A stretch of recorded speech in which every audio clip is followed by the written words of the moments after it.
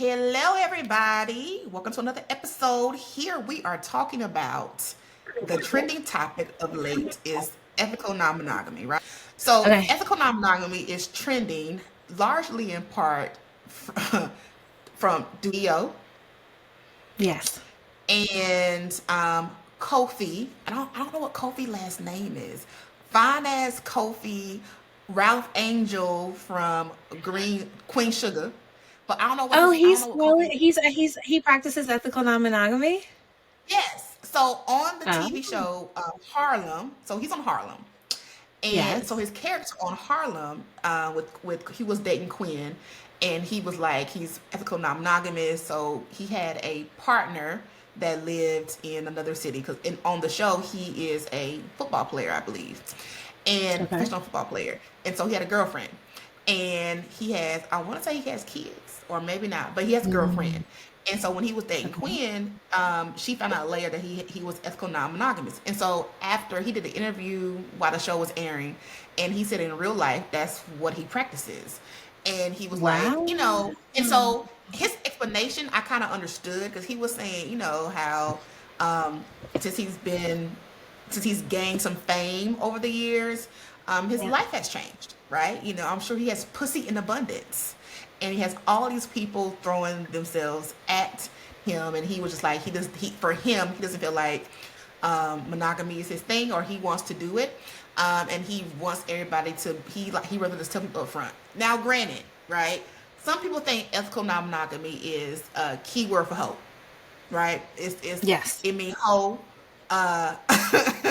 It means right? And so some people think it Yeah. is. Now, I'm not saying that it's not, right, for some people. But that's Yeah. not the case for everybody. So today we have Reba Thomas here. Reba is a sex expert, Mhm. sexologist, sex educator, all the things located in DC.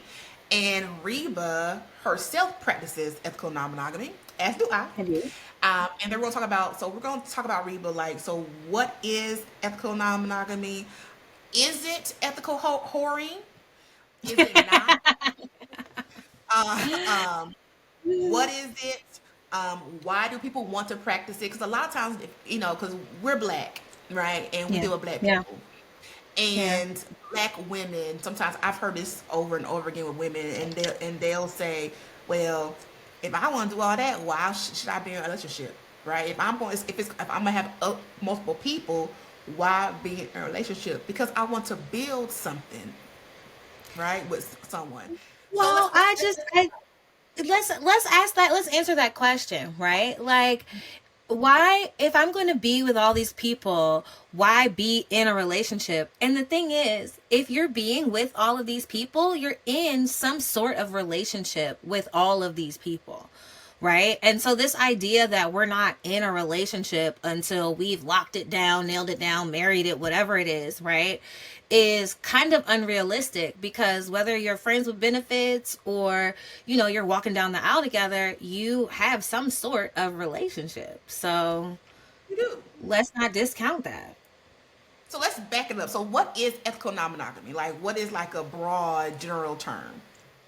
So ethical non-monogamy is the practice of anything outside of non-monogamy, but from an ethical perspective. And typically those ethics involve consent and communication and a knowledge on all parts and all parties that they're consenting and participating in this alternate form of relationship structure that's outside of monogamy, right? So monogamy is when one person is with another person and they are together, and that's it. There's nobody else, and there's a lot of strict rules that we find ourselves in monogamy. Often, one problem that I've found with monogamy is the idea that like one person is meant to be your end all, be all, friend, lover, end of time person, and that's a lot of pressure to me, right? To put on one person.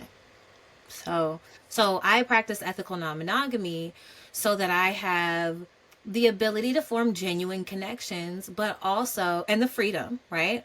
But also, I am tending and showing up in these relationships very thoughtfully and very presently because I give each one of them value, right? I'm not just like, it's not like, okay, we're just out here having sex with everybody, right? Like every relationship that I show up in as an ethically non-monogamous person has value in my life, or else I'm not in it. Like, do you know how much time it takes to schedule date nights and phone calls and conversations with a whole bunch of different people? Like, I'm still trying to figure out how Neo's doing it. I can only do two. Like, I can really only do two. It's too much. So let me say, you're married, correct? Yes, I'm married.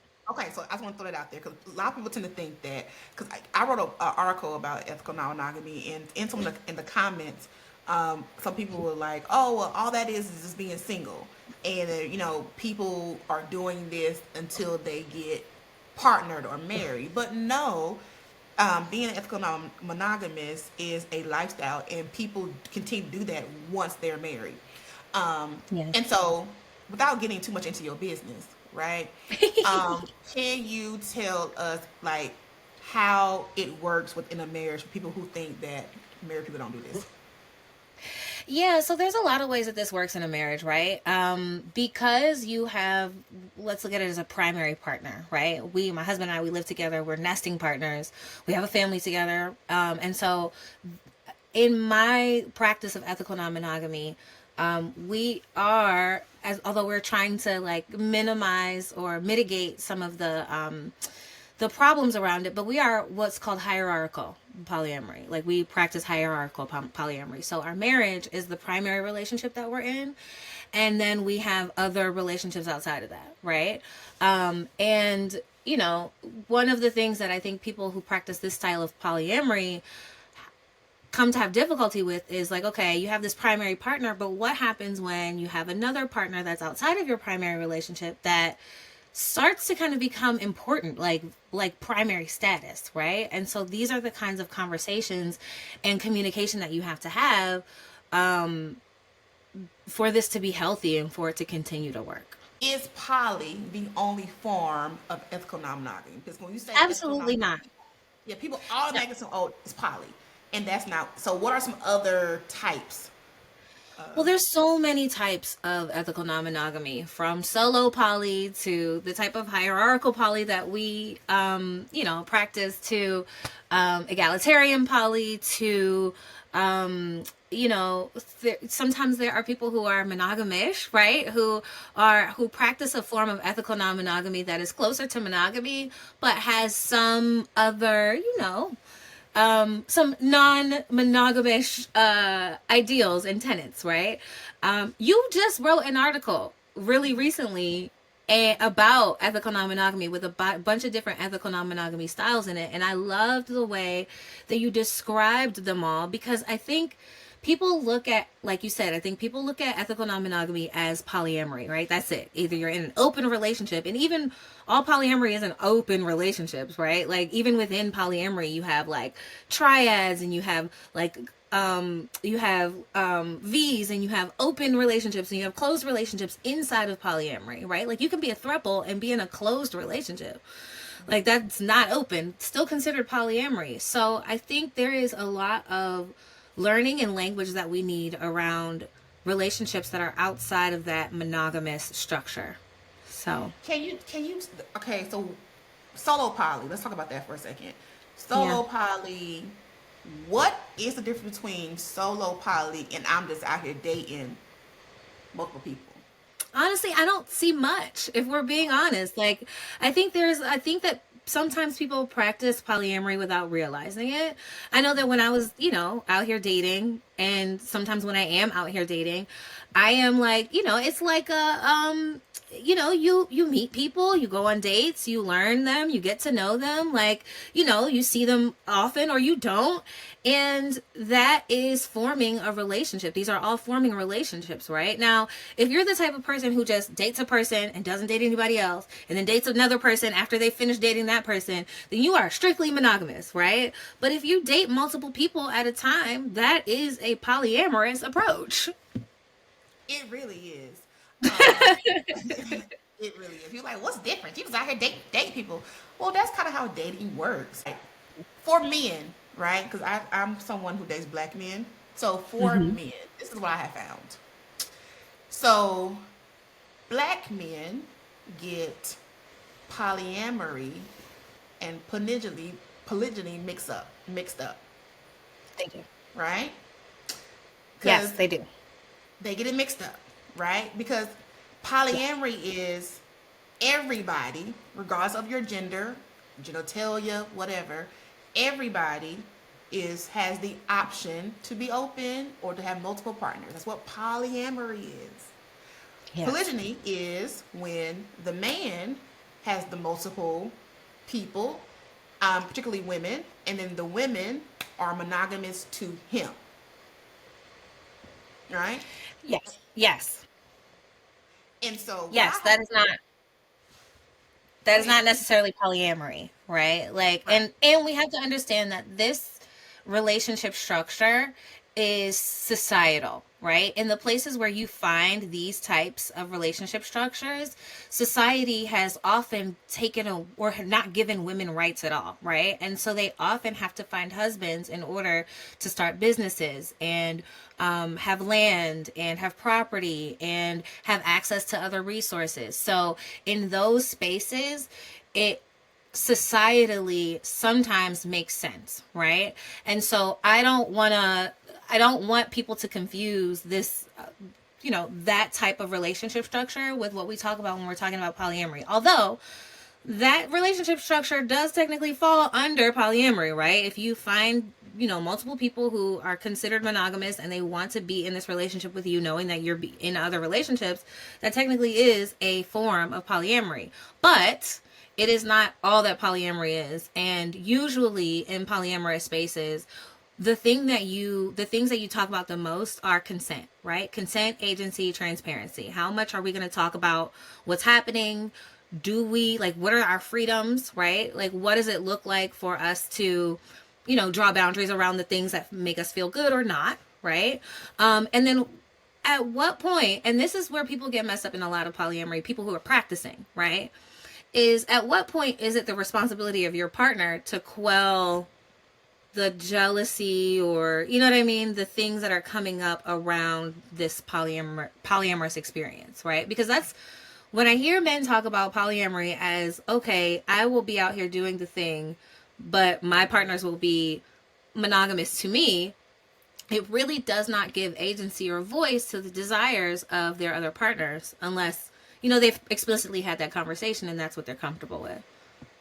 So But if you are, again, so what would be your advice to a woman who, well, I think we have to examine the power structures, right? First, we have to examine how power structures and how we show up in these spaces, right? Are these people saying yes to this new relationship structure because they need things from me, or is it because that they really want to genuinely show up in this space, right? That's the first thing. And the second thing is, like, think about what your boundaries are. If you're a person who wants to be polyamorous, is exploring polyamory, like, what are your boundaries? What are the things that make you feel comfortable and make you feel safe, right? Do you, like, what does it look like for you to be, if you're going to have intimate relations with a partner, right? And you guys aren't going to use protection, and they're going to have other partners and you're going to have other partners, are you guys going to be using protection? Like, that's a really great starting point when it comes to addressing sexuality when it comes to polyamory, because sexuality is not the only thing that's here, right? We're talking about romance, we're talking about feelings, we're talking about vulnerability.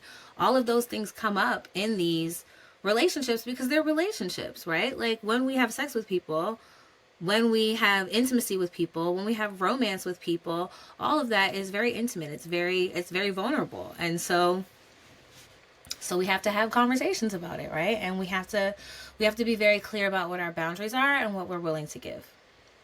so if there's a woman that wants that, who believes they are non-monogamous, and their partner is like, nah, that don't work for me, because I've had that happen, right? I've had men who be like, I don't know, that's not my thing. What would your advice be to that person? Um, let's say they're already married. So let's say they're already married, and they realize the monogamy thing is not for me. Not, I won't say the word convince, because I don't want you to convince anybody something they don't want to do. But how what would your advice be to a couple and particularly one where the woman wants to be open and the man and the husband is like, no. Well, I think that's it's a conversation that you have with the person who wants to be open, right? Because at the point that your partner has said no, they've said, "Hey, this is a deal breaker for me." It's a deal breaker for them, right? And so you have to decide, is that a deal breaker for you, right? Is monogamy a deal breaker for you? Because your partner is saying, "Hey, look, I don't want to be non-monogamous, right? I'm happy with monogamy. It's serving me." And you're saying, "I'm unhappy with monogamy. It's not serving me and I want to do this." And if they're saying no, then you have a decision to make, right? Right. You have to decide, "Hey, am I going to continue down this path of exploration for myself and polyamory alone, knowing that my partner is not coming with me? Or am I going to put those desires and dreams aside because, this relationship and the monogamy is serving me?" Like, that's the. So I agree with that. I Yeah. have found though, when it comes to um when it's switched, when the woman wants to be open and the man does it, it's a hard no. Right? No, we ain't doing it. When Yeah. it's flipped and the man wants to be open and the woman is no, I have found that more women are doing things they don't want to do. Right? Like you have women who are trying things to keep their Are marriages we together. talking about the Save My Marriage threesomes? Yes, Save My those Relationship relationships, threesomes? or because my man's out here cheating, so I'm like, well, I guess I'll try it. Like I know somebody who, I know somebody who their husband was um, open, right, Mhm. and they agreed to be open to save or try to save their marriage. Now, he didn't actually save it because you know. Wait, let's back it up. Right, let's take it. This marriage was monogamous when it first started. Yes. So the guy, after they were married, the guy always had these type of desires, but he Okay. got married, very traditional, one man, one woman type situation. Once they got married, he realized expressed to his wife, what he wanted to do. This is who I am. This is what I want to do. Yeah. She was on the fence about it, but then she got on board, for lack of better words, to help save her marriage. But it didn't really save it because they still had issues, and I think eventually they got divorced actually because they got divorced. But right, I often tell people you don't have threesomes or open your marriage up because and I'm not married, right? Never been married, but you don't do that. You don't open your You marriage shouldn't. unless you want to. You shouldn't. Here's the thing.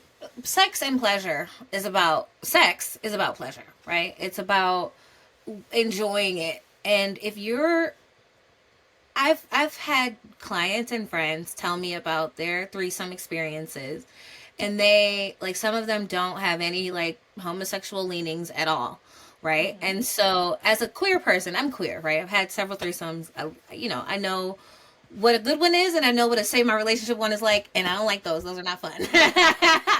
Because it's not enjoyable. Like, the no, people are not enjoying it, right? And it's just and if they are enjoying it, they aren't for long, right? Especially afterwards. And so it's not a good space. If When you think about having a threesome with your partner, you're not like, "Oh, yes, I can't wait." Don't do it. If you are on the fence, if you're hesitant, like, "I don't know," don't do it. It's a no. Unless it is an orgasmic yes in your spirit, it's a no. It's a no. It's a no. And that's Yeah. for most things, right? Like, I think women too often say yes to things that we want to say and should say, and our bodies are screaming for us to say no to. Two. Yep. Yeah, I agree with that. So when did you realize that you were non-monogamous? Oh, honey, early. Um, I want to say in my probably like my late teens, early 20s. We shared a boyfriend in elementary school. Like, it was, I think I've always been polyamorous.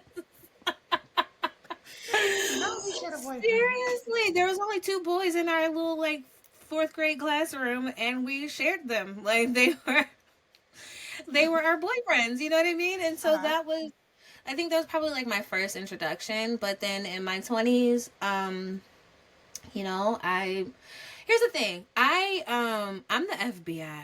Like as a monogamous woman, I am the FBI. I get you and your phone smiling too much. I want to know who you talking to, what you I was. As a monogamous woman, that's how I was, right?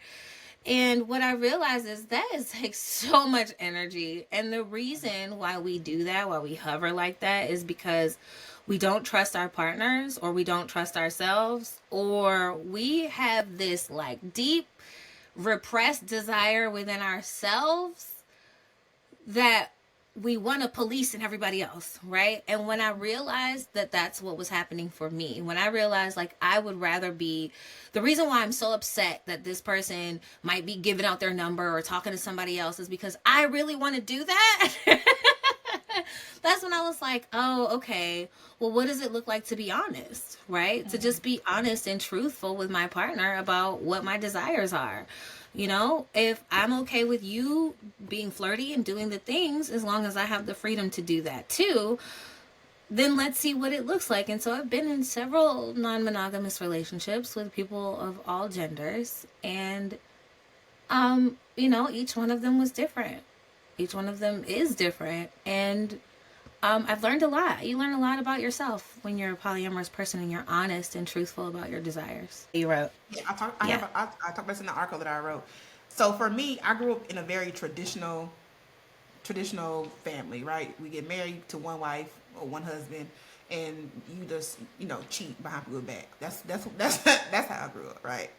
So for a very long time, that's what I believed, or that's what I thought I was, or was that's what I thought. And it wasn't until I was in this dating situation with this guy, and I actually brought up a situation of us doing couple swapping, and he was like, okay, right, and he was very into it in terms of like, I found the couple, on the dating app. I shared him some. I showed him some people that who swiped yes, and he's like, okay, don't like that one, like this one, like that one. Cool. We agreed on that. I went on a date with the guy.